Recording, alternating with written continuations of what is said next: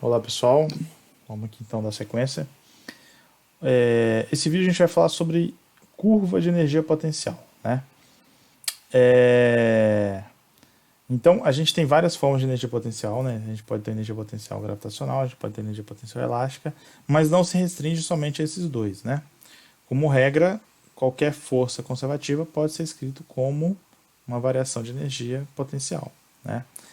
Então, até na interação entre moléculas, né, existe uma energia potencial, né, porque a força que as une é uma força conservativa.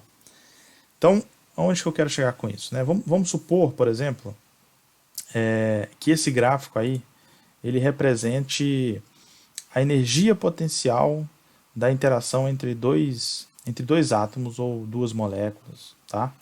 Então o que a gente verifica? Esse gráfico ele vai ter um mínimo aqui em x2, um outro mínimo aqui em x4 e um máximo aqui, né? Ambos, né? Tanto os mínimos quanto os máximos, todos são locais, né? Esse aqui que seria um máximo, né, global, esse mínimo local coincide também com o mínimo global. Mas ok.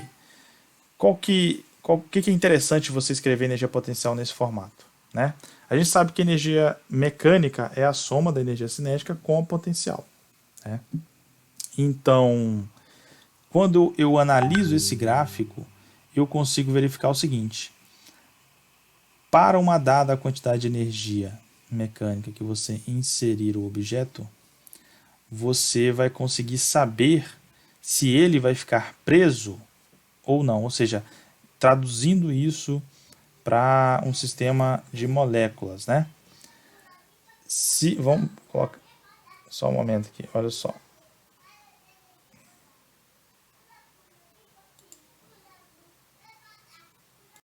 Então vamos pegar aqui a situação, olha só. Então vamos colocar aqui, esse aqui é um gráfico de novo representando, né, a energia de interação entre duas moléculas, vamos colocar assim. E aí eles inicialmente vão ter energia total, né, energia mecânica total de 5 joules. Se essa energia mecânica total for de 5 joules, perceba que essa interação entre eles, né, eles não vão ficar ligados um ao outro, não vão ficar presos um ao outro, né, porque aqui ele tem uma energia, né, que supera essas regiões que a gente costuma chamar de poço, né, poço de potencial, beleza? Então ele vai ter uma energia mecânica, né, que pode ser convertida integralmente em energia cinética e a molécula simplesmente elas não vão ficar presas uma na outra. Por outro lado, se você coloca uma energia mecânica que ela seja aqui, ó, um valor que é menor do que está aqui dentro desse poço, então poderia ser essa região aqui roxa, essa região aqui rosa, essa região verde. Você prende a molécula. Então, se elas interagem inicialmente com a energia mecânica total, que é menor do que está aqui dentro desse poço, ela vai ficar presa aqui dentro. Então, aqui você garante a condição para você conseguir manter essas duas moléculas ou esses dois átomos unidos. Né? Eles têm que ter uma energia total que é menor que a energia do poço. Né? E aí tem alguns pontos importantes que a gente pode interpretar aqui. Esses pontos aqui, ó, de interseção, aqui, e aqui a gente chama de ponto de retorno. O que vai acontecer? Se você dá essa energia aqui para ele, de 4 joules, é uma molécula que ela vai oscilar, né? Elas vão vibrar, né? Vão ficar indo e voltando uma em direção à outra o tempo todo, beleza? E nesse processo deles ficarem vibrando, é como se fosse duas esferas conectadas por uma mola. E aí as duas esferas têm uma carga, vamos supor, cargas opostas. Então elas se atraem para uma força elétrica e se repelem depois para uma força elástica, né? O tempo todo se atraindo e repelindo, atraindo e repelindo. Se eu coloco uma energia mecânica inicial aqui de 4 joules, o que vai acontecer? Ela vai perder energia potencial aqui e ganhar cinética, então aqui você vai ter um valor cinético máximo. Depois ela vai perder cinética e ganhar potencial, vai perder potencial, ganhar cinética, vai perder cinética e ganhar potencial. Então vai oscilar desse ponto a esse ponto. Esses dois pontos aqui de interseção a gente chama de ponto de retorno. Beleza?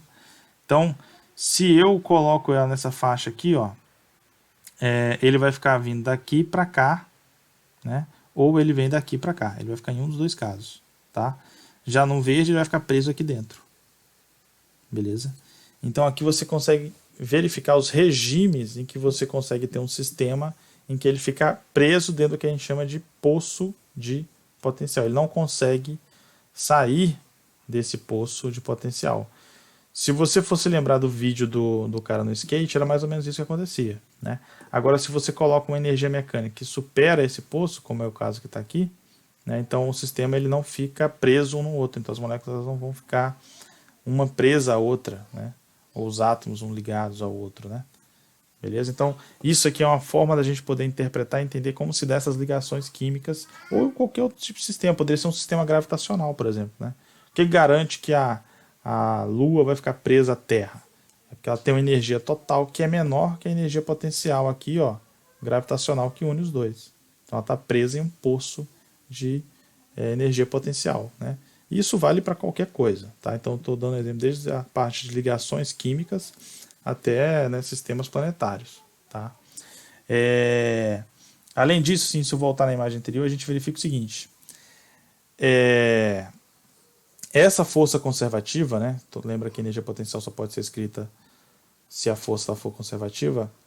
Você consegue estabelecer um caminho de volta, né? Lá a gente fez o quê? O trabalho da força conservativa te leva a uma energia potencial. Aqui, e trabalho é integral. Aqui, se você tem já a função da energia potencial, se você deriva ela com relação a x, você volta na força conservativa.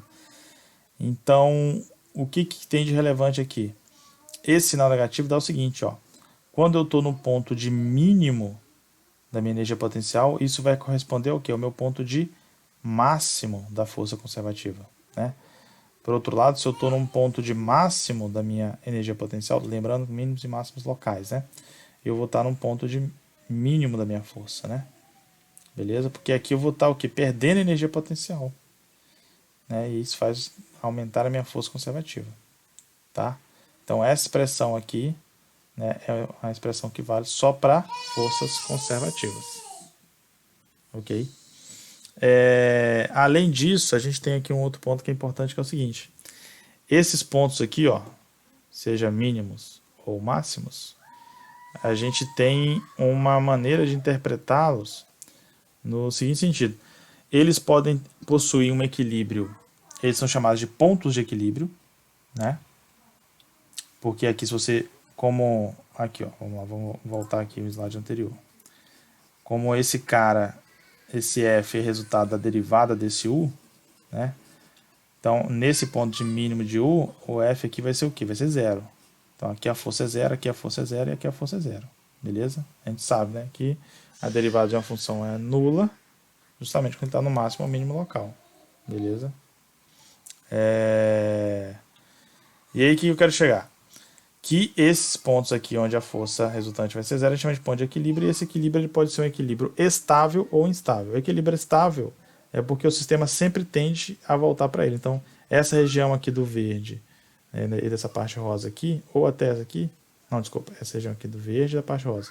Esse ponto e esse são pontos de equilíbrio estáveis, né? Se você solta a bolinha aqui, ela vai cair aqui e vai ficar oscilando, sempre tendendo a voltar a esse ponto x2. Já esse ponto x3 aqui, ele é um ponto de equilíbrio instável.